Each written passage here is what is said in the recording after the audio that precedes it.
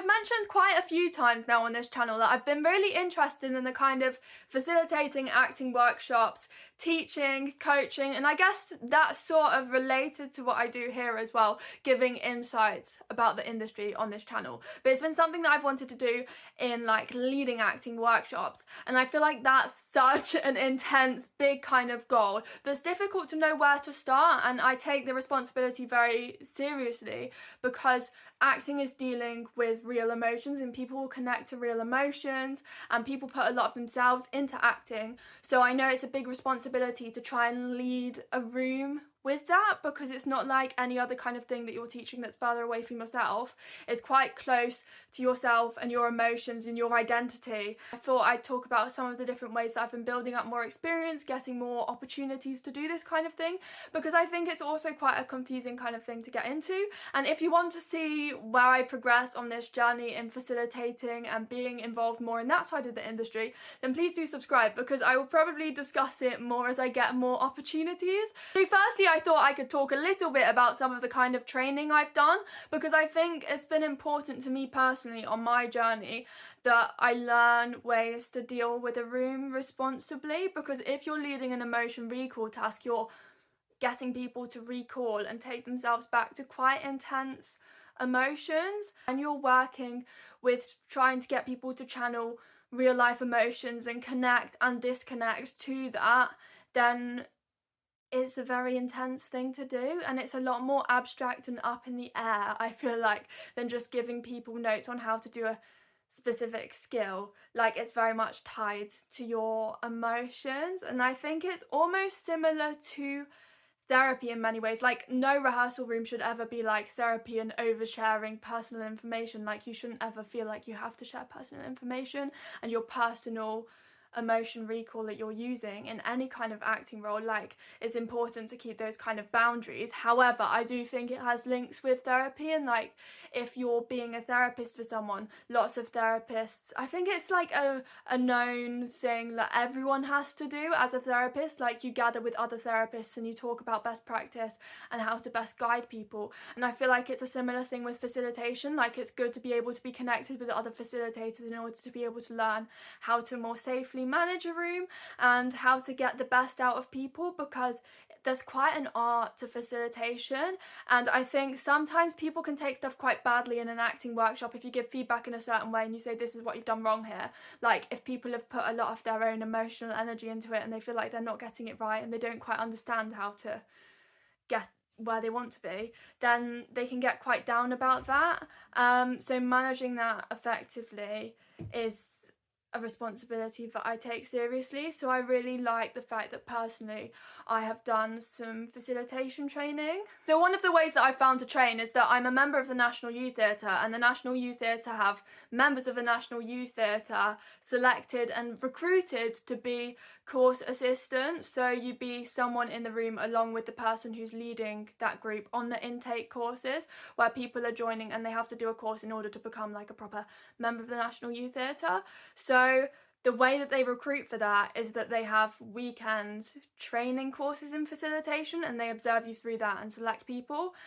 So actually this year they did like me for that, but they said they'll wait to see if there's any workshops that they could recruit me to throughout the year, because I didn't get any of the summer courses. But I have done the facilitation course twice, and I think learning from experienced facilitators, learning about some of the kind of safeguarding issues that could come up, and learning various different like cheat codes, phrases that you can use in order to give feedback, to lead an exercise, things to keep in mind, just really makes me feel more confident in my ability to actually be able to be in the room with participants and know that I have tools that I can use if something's going a bit wrong. I can fall back on different things, and knowing how to make people feel heard in a space, because sometimes people don't really always feel listened to even if you are listening to them. Like, some things can get lost in translation, and it's really important to create a really safe space so people feel able to like bring their best work. So creating that kind of environment is something we work on as well. Active listening and learning about various different types of groups and how to use their energy and all the different exercises that you might lead in different moments and at different times of the day. And just, you have to have such an awareness of like, people will have low energy at the end of the day, so you can't do certain exercises as successfully maybe at the end of the day compared to the morning. Something that I've then gone on to do is trying to find different ways to shadow, assist, speak to various different facilitators and leaders of acting workshops in my area. Like, I've had a lot of different conversations with different theatre groups and different people just through reaching out. Like, I think it can feel like a lot of the doors are closed if there's like not many vacancies, or you don't feel like you have the skills and experience to apply for the vacancies, but people are actually willing to have a conversation with you if you actually reach out. Like, I think you don't always realise how many opportunities are available to you because they're not all advertised, but actually once I reach out to people, they're like, come have a chat about what kind of thing you want to do, learn about that, because I think actually when you haven't been in a room, people are like, what kind of group are you wanting to facilitate, what kind of age demographic, what kind of like level of experience groups are you looking to work with? Are you looking to work with community groups? Are you looking to work with more serious actors? And it's hard to know, so I'm trying to involve myself in as many different groups as possible to try to work out, because I think you never really know what to expect from certain groups until you actually experience being in the room. So I'm looking at shadowing opportunities and have various different contacts of groups that I will pop into at various different points and shadow, and maybe have the opportunity to lead an exercise as well. So one of the things I did recently was volunteer assisting at a summer youth theatre programme, which I think was so interesting because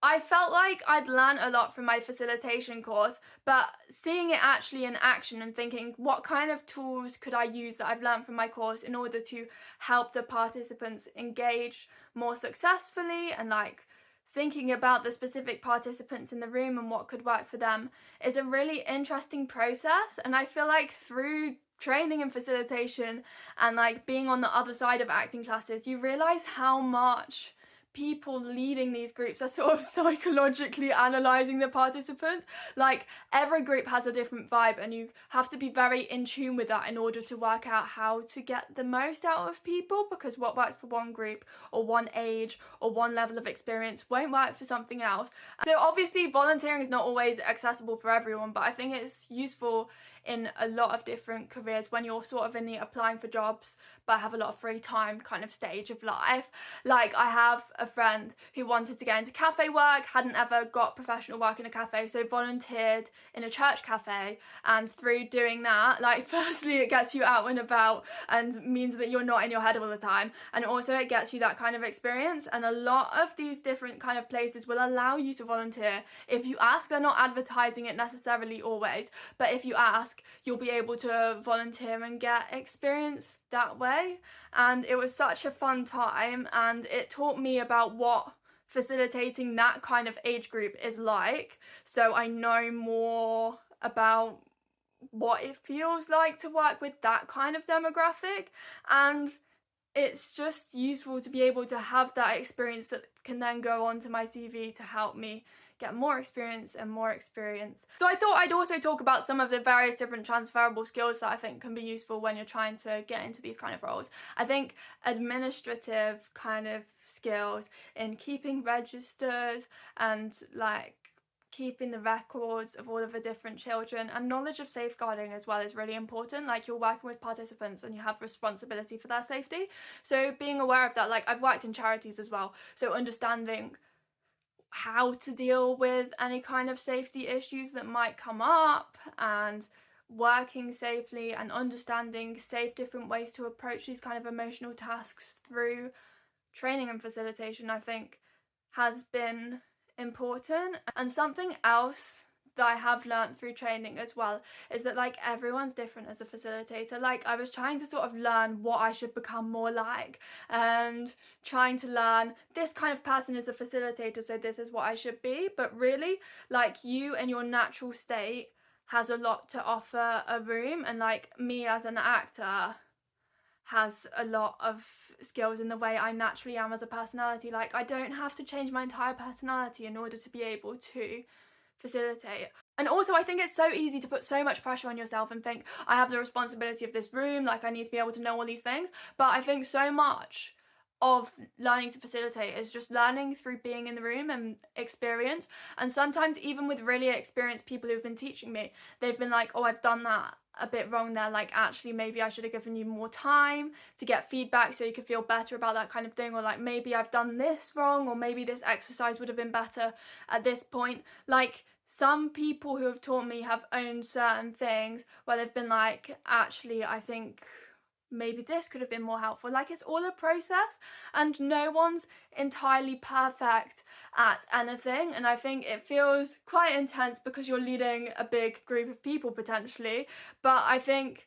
you just got to go out there and do it as well, because I think I put so much pressure on, I need to learn everything before I go, but like, you do a lot of the learning through actually doing it and working with other people and seeing how they work on things. And I think also, like, you can embrace the silences and not feel a need to input yourself all the time, because you're constantly trying to, sometimes I found, explain stuff and explain stuff and explain stuff and jump in, and like everyone's doing the exercise that you've told them to do, and it can feel quite intense, but sometimes you've just got to let go and trust that. And it's about holding the responsibility of the room and learning how long each task will take, and not feeling the need to jump in all the time, but letting the space be and understanding what the room needs, and not just like constantly being over everything and overly too much. But that is where I'm at. I'm applying to lots of different assistant roles, or various different roles within the kind of acting, theatre, training, workshop, drama environment. But there are so many different routes into this, and I have also reached out to various different vacancies before when I felt like I didn't have quite enough experience, and they've talked about like applied theatre and community theatre courses, degrees that you can do. I think there's one at Central in London, the drama school, that does this kind of stuff. So there are various different courses in order to train you up to be able to do it, but also people learn through experience as well, and assisting in various different places, even that they've trained at, like lots of places that you've trained at might give you the opportunity to have a bit more of a leadership kind of position, and that's been really helpful as well. So if you have any other tips or ways that you can progress in this kind of facilitation area, then please do let me know. And if you have any experiences in this or any questions for me, then please do leave them in the comments, because it's really nice to talk in this industry. Otherwise you're just sort of trying to figure stuff out by yourself, so I really like that I'm able to talk through this channel. So please do leave me a comment, and thank you so much for watching. Bye.